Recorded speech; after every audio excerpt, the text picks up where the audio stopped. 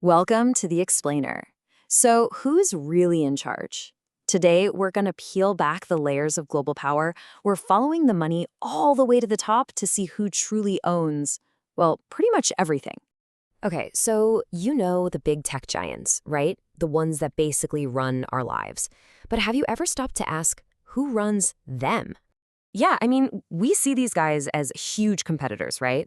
Constantly fighting it out for our money, our attention, our data. But what if I told you that behind the scenes, it's a totally different story? If you start to follow the ownership, you'll see a picture that's, well, a lot more connected than you think. All right, so let's get into the good stuff. This is where the story gets really interesting. We're going to peel back the curtain, go one layer deeper, and follow the money to find out who the real owners are. Okay, check this out. See a pattern here? Look at these names: Vanguard, BlackRock, State Street, again and again and again. These aren't just small-time investors. They are the biggest shareholders in pretty much all of these supposedly competing companies. They have a huge slice of the pie in all of them at the same time. And their reach is just massive. We're not just talking about tech here. These three firms, the big three, they own about 20% of the average S&P 500 company. To put that in perspective, they are the #1 shareholder in nearly 90% of the companies in the entire index. Their financial footprint is, frankly, everywhere. So all that financial power is one thing, but it's actually just one piece of a much bigger puzzle. There's this, let's call it a permanent power structure, and it runs the system behind the scenes, no matter who's in charge politically. So how does this structure stay so powerful? Well, one of the main ways is something called the revolving door. It sounds kind of simple, but trust me, the implications for how things get done are absolutely huge. Let me give you a classic example of how this works. You've got a top general, right? Chairman of the Joint Chiefs of Staff. He's overseeing massive billion-dollar defense contracts. Then he retires, and what happens? A few months later, boom, he's on the board of Lockheed Martin, one of the very companies he used to give contracts to. And this isn't some rare thing. It happens all the time. It completely blurs the line between serving the public and making a private profit. Okay, so how does this whole system keep itself going? Well, you guessed it, you follow the money. And this trail starts with our money, public money, and it ends up in some very, very private pockets. Just look at the US military budget.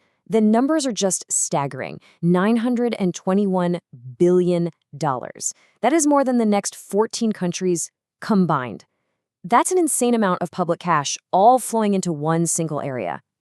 So where does a number that big, nearly $1 trillion a year, where does it actually go? Well, it doesn't just sit in a government bank account. Nope. It flows straight into a private industry that's become incredibly concentrated. You know, back in the 90s, there were over 50 major defense contractors. Now, it's basically down to just 5, the big 5. And these are the companies that soak up almost all of that massive Pentagon budget. And guess who owns these giant defense contractors? You already know the answer, don't you? Look at that. Vanguard, BlackRock, State Street, the exact same names. The very same firms that own the biggest tech companies also own the biggest defense companies. It's the same circle of money. So let's trace the full circle here. Step 1, your tax dollars fund the military. Step 2, the government uses that money to pay these huge defense contractors. Step 3, those companies make a ton of profit for their shareholders. And who are the biggest shareholders? Step 4, Vanguard and BlackRock. And here's the kicker, step 5. Where do Vanguard and BlackRock get their money? From your 401k, your retirement account. It's a perfect self-sustaining loop.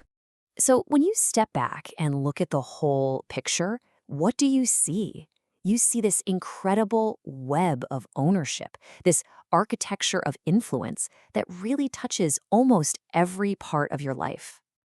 Yeah, this isn't just about owning one industry. It's about owning a major piece of all of them: the banks, the media, the tech you're using right now, and the companies that build our military hardware, all at the same time. And the end result of all this? Well, it's a massive, massive concentration of wealth. Just look at these numbers. The richest 10% of people own 75% of, well, everything. The middle class gets 23%, and the bottom half of the entire world's population owns just 2%.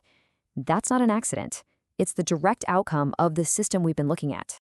But wait, there's one last piece to this puzzle. And honestly, it might be the most surprising part of the whole story, because this is where you come in. See, those trillions of dollars that firms like Vanguard and BlackRock manage, it's not their money. It's our money. It's the retirement savings, the 401ks, the pension funds of millions and millions of regular people. People like you and me. So that brings us to the biggest question of all, doesn't it? If our money is the fuel that makes this whole engine run, what does that say about our own power? What influence do we actually have inside the system? You know, it's funny. A five-star general, a two-term president, Dwight D. Eisenhower, he warned us about this very thing way back in 1961. He called it the military-industrial complex and worried about its unwarranted influence. He saw this coming, and now, more than 60 years later, his words have never felt more true. It leaves you wondering, doesn't it? We've become a part of the very system he warned us about.